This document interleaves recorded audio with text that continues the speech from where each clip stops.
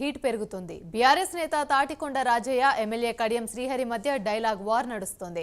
కడియం శ్రీహరి అసలు ఎస్సీ కాదని ఆయన కూతురు నకిలీ సర్టిఫికేట్తో ఒక మతాన్ని అవమానిస్తున్నారని మండిపడ్డారు.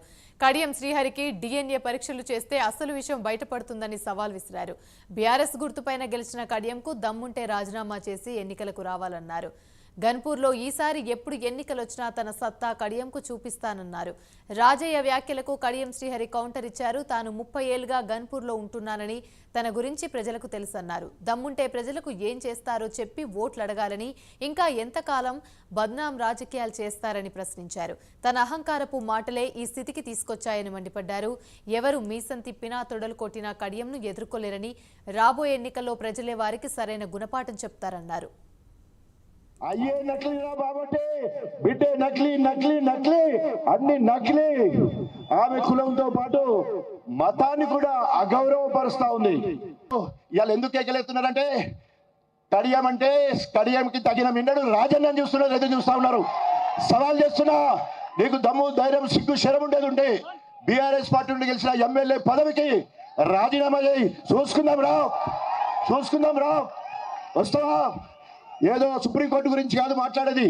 నీ ఆత్మకు తెలుసు నువ్వు ఎక్కడ పుట్టావో, మీ అయ్యకు తెలుసు నువ్వెవరివో, మీ అవ్వకు నిజంగా తెలుసు ఎవరివో. DNA పరీక్ష చేస్తే కులం కుల అన్నదమ్ముల DNA చేయాలి. నీ DNA పరీక్ష చేస్తే కుల బయటపడుతుంది. సుమోటోగా తీసుకోండి కేసు సవాల్ చేస్తా ఉన్నాను. ఎందుకోసం ఈ మాట అంటున్నంటే బాధ. నేను ఆ మాట అనకూడదు, కానీ ఊంచితే నేను వదిలేస్తే ఇవాళ ఏకమేకైపోయిండు. కడియం శ్రీహరికి మాత్రం సవాల్ చేస్తా ఉన్నా, నీకు సిగ్గు శరం అంటే వెంటనే రాజీనామా చేయి. ఎప్పుడు ఎలక్షన్లు వచ్చినా కూడా సెడుగుడు సెడుగుడు సెడుగుడు సెడుగుడు సెడుగుడు సెడుగుడు. ఇక ఒక్కొక్కరు ఇష్టం ఉన్నట్టు మాట్లాడుతున్నారు. ఒక ఆయన తొడగొడుతున్నాడు, ఒక ఆయన మీసం తిప్పుతున్నాడు, ఒక ఆయన డ్యాన్స్ చేస్తున్నాడు, ఒక ఆయన నన్ను పాతాళానికి తొక్కుతా అంటున్నాడు. ఈ అహంకార మాటలే కదా మిమ్మల్ని ఈ స్థితికి తీసుకొచ్చాయి. మీ అహంకార మాటలు వినే కదా ప్రజలు మిమ్మల్ని పాతాళానికి తొక్కారు. అరే రై, మీరు పాతాళంలో ఉన్నారు, నేను భూమి మీద ఉన్నా అంటే నాకంటే కింద ఉన్నారు. మీరు పాతాళం ఉన్నోడు నన్ను దొక్కుతాడా, నేను పైన ఉన్నోడు కింద దొక్కుతాడా? ఈ అహంకారం మాటలు మానుకోండి. ప్రజలకు ఏం చెప్తారో చెప్పుకోండి. ప్రజల మన్ననలను పొందండి.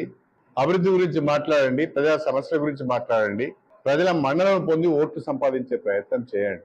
కానీ వ్యక్తిగత విమర్శలకు దిగజారుడు మాటలు మాట్లాడి కుల ప్రస్తావన, మత ప్రస్తావన, ప్రాంతీయ ప్రస్తావన తెచ్చి ఇంకెన్ని రోజులు పాపం గడుపుకుంటారు?